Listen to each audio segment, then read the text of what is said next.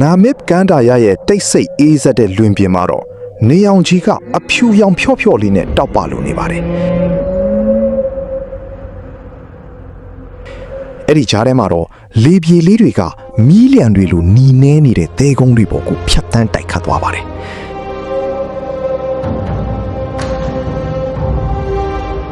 ဒီလိုကြမ်းတမ်းလာတဲ့သဲကန်တာရရှုခင်းကြီးထဲမှာတော့ခန့်များထဲဝါတဲ့ Oryx သမင်းတစ်ကောင်ဟာတည်ငြိမ်စွာနဲ့ရပ်တည်နေပါတယ်သူ့ရဲ့ခန္ဓာကိုယ်ဟာထူးခြားပါတယ်ဓားသွားတွေလိုဖြောင့်ဆင်းပြီးခြုံထက်တဲ့ဥကြိုတွေနဲ့တကယ့်ကိုအစွမ်းထက်တဲ့တတ္တဝါတစ်ကောင်ပါပဲပြီးတော့သူ့ရဲ့အယောင်သွေးကဒီသဲပြင်းကြီးနဲ့တသားတည်းကျနေတယ်မီးခိုးရောင်အဖြူရောင်အမွေးအမြင်ကြောင့်သူ့ကိုကောင်းကောင်းဖုံးကွယ်ထားနိုင်ပါတယ်အဆုံးမရှိသလိုထင်ရတဲ့သဲကုန်းကြီးကြားထဲမှာ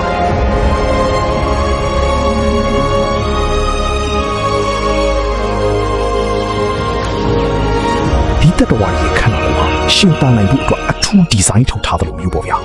သူတို့မှာထူးခြားတဲ့အပူချိန်ဖလှယ်တဲ့စနစ်မျိုးရှိနေပြီးတော့ဒီစနစ်ကပဲသူတို့ရဲ့ကိုယ်ခန္ဓာအပူချိန်အမြဲလိုထိန်းညှိပေးထားတာပါပူပြင်းလာတဲ့သဲကန်းတာရဲ့အပူတန်အောက်မှာတော့သူတို့ကအပင်တွေစီကနေရေဓာတ်ကိုစုပ်ယူနိုင်ကြပါတယ်ဒါကြောင့်လေရေတောက်เสียမလို့ပဲရက်တာပတ်တွင်နေချီပြီးရှင်သန်နိုင်တာပေါ့တခါတလေမှာဒီလိုညင်သက်ခြင်းနဲ့သူတို့ရဲ့ပြတ်သားတဲ့တုံ့ပြန်မှုတွေကိုကြည့်ပြီးတော့ချင်းတိလိုတာရဲတရိษံနေတောင်အမဲလိုက်ဖို့စိတ်ကူးပြောင်းသွားတတ်ကြပါတယ်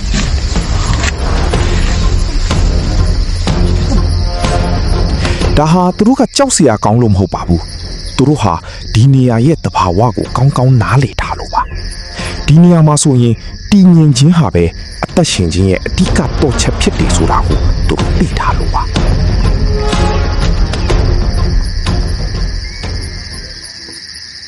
ဒီအချက်ကနေတဆင့်ကျွန်တော်တို့မြင်တွေ့နိုင်တာကသဲကန်ဒါရရဲ့ခန္ဓာရည်ကိုကိုစားပြုတဲ့ Oryx သမင်းတွေဟာရှင်သန်ဖို့အတွက်လိုက်လျောညီထွေဖြစ်အောင်နေထိုင်ခြင်းဟာဘလောက်အရေးကြီးလဲဆိုတာကိုသတိပေးနေတယ်လို့ပါပဲအဆိုးရွားဆုံးသောကဘာကြီးထဲမှာတော့မှအသက်ရှင်ခြင်းဆိုတာဒီလိုပဲလှပစွာပွင့်လန်းနေစေပါပဲဒီအလှတရားတွေကိုမြင်တွေ့ရရင် like လုပ်ပြီး follow လုပ်ပေးခဲ့ပါအောင်နော်နောင်လာမယ့်မျိုးဆက်တွေအတွက်တဘာဝရဲ့အံ့ဖွယ်တွေကိုထိမ့်သိမ်းစောင့်ရှောက်ပေးဖို့ပါအခုတော့အာဖရိကရဲ့မြက်ခင်းပြင်စီကိုတွားရအောင်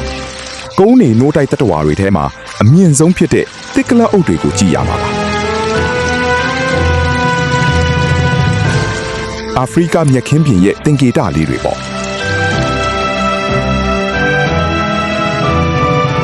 9 မီတာကျော်လောက်ထိမိုးထီအောင်မြင့်မားစွာရပ်တည်နေကြပါတယ်တစ်ကလအုပ်တွေဆိုတာကျေးဇူးတရားနဲ့လှပခြင်းရဲ့သင်္ကေတတွေတင်မကပဲဂီဟစနစ်ကိုပုံဖော်ပေးနေတဲ့ဘီသူကပညာရှင်လေးလည်းဖြစ်ကြပါတယ်နာမီးဘီးယားမှာဆိုရင်သူတို့ဟာမြင့်နားကနေ6သွေးတဲ့မြက်ခင်းပြင်တွေအထိကျက်စားသွားလာနေကြတာပါ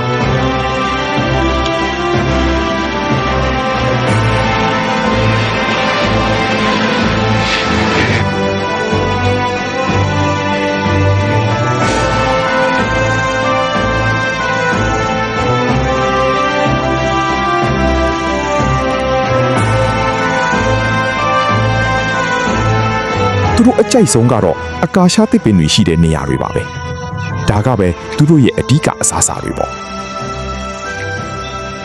တနေ့ကိုအရွက်ကီလိုဂရမ်30လောက်ထိကိုစားသုံးနိုင်ပါတယ်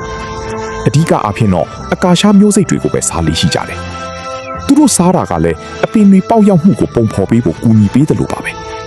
ပြီးတော့မြက်ခင်းပြင်တစ်ခုလုံးရဲ့ဇီဝဆိုင်ရာဟန်ချက်ကိုလည်းထိမ့်သိမ်းပေးထားပါတယ်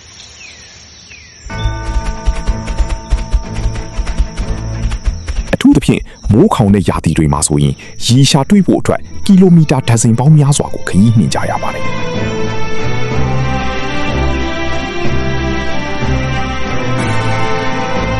သူတို့တွေကတော့အုပ်စုအလွတ်တွေနဲ့နေထိုင်ကြပါတယ်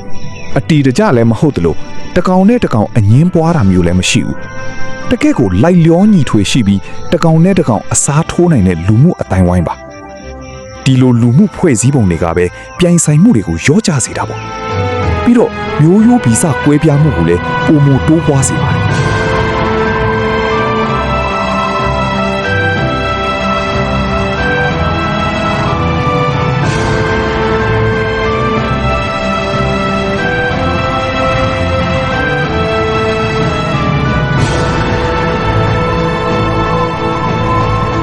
ဒါပေမဲ့တခုရှိတာကချင်းချောက်ခံရတဲ့အခါဆိုရင်တော့သူတို့ရဲ့အစွမ်းထက်တဲ့ကန်ချက်တွေကိုထုတ်လွှတ်လိုက်တာပါပဲချင်းသေးတို့ဟိုင်နာတို့တော့တတိထားရလောက်အောင်ကိုပြင်းထန်ပါတယ်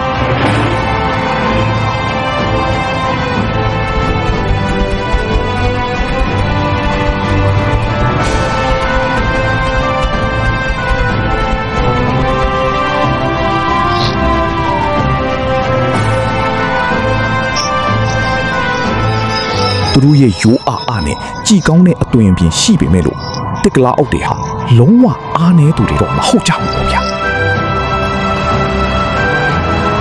အားပေးသူတယောက်ချင်းစီတိုင်းကိုကျေးဇူးပါဗျာနောက်ထပ်ထူးခြားစံပြတဲ့ဗီဒီယိုတွေမှာပြန်တွေ့ကြပါ